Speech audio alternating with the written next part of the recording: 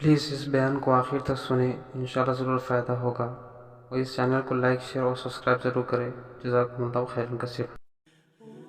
اتنا ذکر کرے کہ اللہ رب العزت دل میں آ جائے، اللہ دل میں سما جائے، بلکہ سچ کہوں کہ اللہ دل میں چھا جائے، ایسی اللہ رب العزت کی محبت۔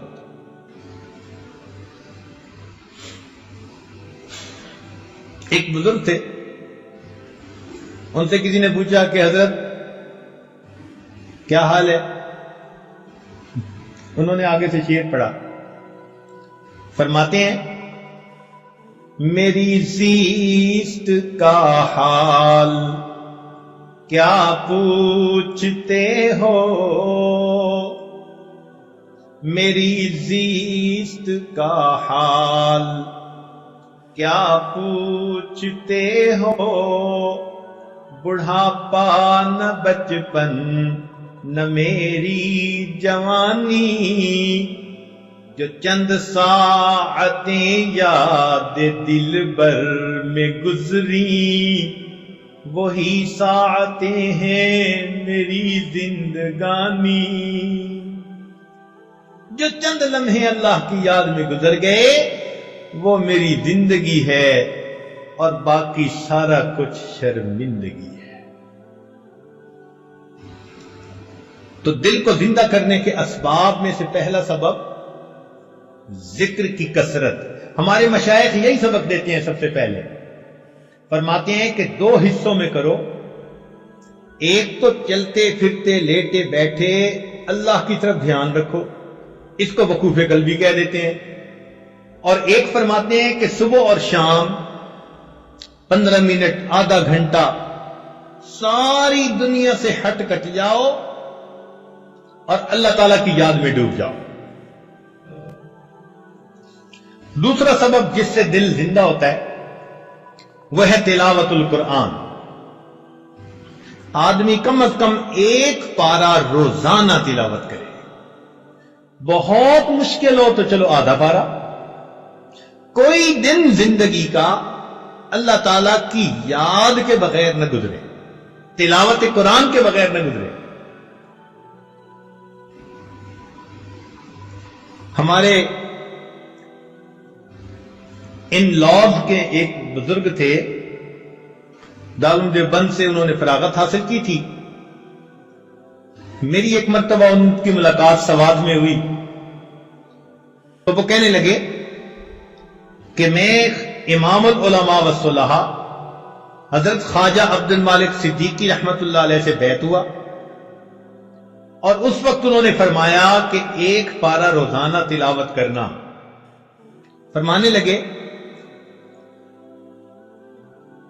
کہ آج اس بات کو کہے 43 ایئرز گزر چکے ہیں، ان 43 سال میں ایک دن بھی میرے قرآن کی تلاوت میں لاغا نہیں ہوا۔ جب ایسے لوگ اللہ کے سامنے نامہ اعمال لے کر جائیں گے ہمیں کتنی شرمندگی ہوگی کہ ہمارے کتنے دن تلاوت کے بغیر جا چکے۔ اب دیکھو 43 سال، سردی بھی، گرمی بھی، صحت بھی، بیماری بھی، دیس بھی، پردیس بھی، خوشی بھی، غمی بھی، 100 عارضاں یعنی عوارض ہوتی ہیں، مگر وہ کہتے ہیں میں نے ایک پارے کی تلاوت پکی ہے۔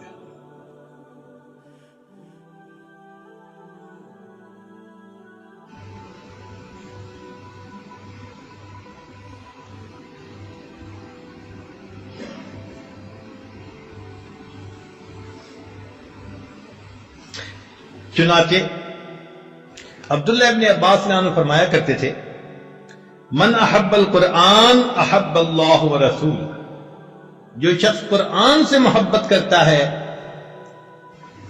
وہ اللہ رب العزت اور اس کے رسول سے محبت کرتا ہے، اور اللہ اور اس کے رسول اس بندے سے محبت کرتے ہیں۔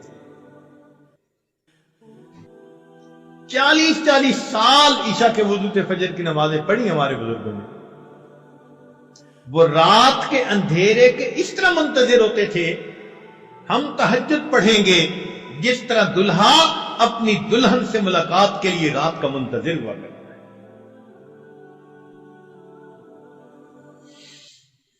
مجھ کو نہ اپنا ہوش نہ دنیا کا ہوش ہے، بیٹھا ہوں مست ہو کے تمہارے جمال میں، تاروں سے پوچھ لو میری روداد زندگی، راتوں کو جاگتا ہو تمہارے خیال میں۔ اللہ کی یاد میں راتوں کو جاگتے ہیں۔ تیسرا سبب جس سے انسان کا دل زندہ ہوتا ہے، الاستغفار،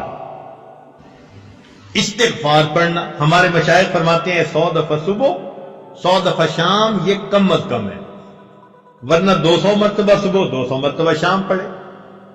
استغفار پڑھنے سے انسان کے دل کی میل دور ہو جاتی ہے۔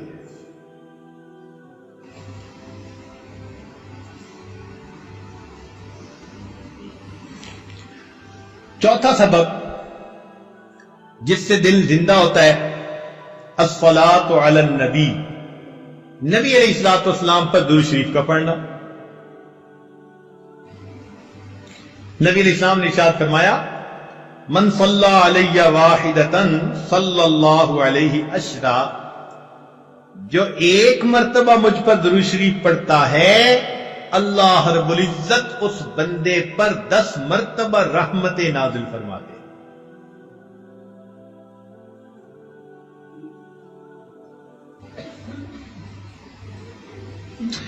چنانچہ ہمارے مشائخ نے لکھا ہے، وَكَذَلِكَ جَعَلَ جَزَاءَ ذِكْرِ نَبِيِّهِ ذِكْرَ مَنْ ذَكَرَهُ، کہ اللہ تعالیٰ کو اپنے محبوب سے ایسی محبت ہے کہ جو اللہ تعالیٰ کے محبوب کو یاد کرتا ہے، درود شریف پڑھنے کے ذریعے سے اللہ اس بندے کو 10 مرتبہ یاد کرتے۔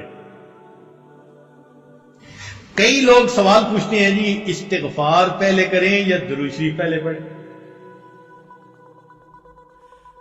تو ہمارے بزرگوں نے اس کا ایک سادہ سا جواب دیا ہے، اگر کوئی کپڑا میلا ہو تو اس کو ترتیب یہی ہے کہ پہلے دھوتے ہیں اور پھر اس کے اوپر عطر لگا دیتے ہیں۔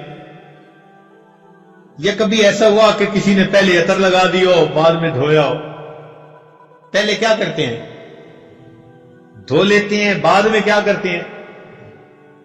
تو استغفار سے ان میلے دلوں کو دھو لیجئے، پھر درود شریف کے ذریعے سے عطر اور خوشبو اس پر چھڑک لیجئے۔